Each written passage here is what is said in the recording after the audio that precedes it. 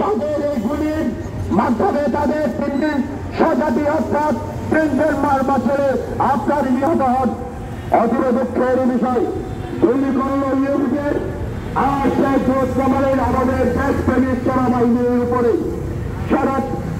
আপনারা অত জেনে থাকবেন ওই দিন এই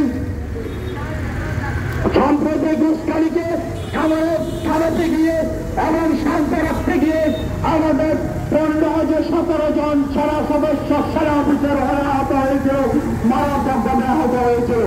যদি আমার সেনা সদস্য আহত হয়ে থাকে তাহলে আমার সেনাবাহিনী দেশপ্রেমিক সেনাবাহিনী কিভাবে গুলি করলো সেটা আজকে আপনাদের সামনে প্রশ্ন রেখে যাচ্ছে।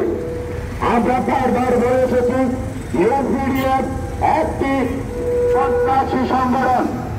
এই সংগঠনকে নিষিদ্ধ করার জন্য বারবার আমরা মাঠে কাজ করেছি। এই ইউপিডিএফ সন্ত্রাসী সংগঠন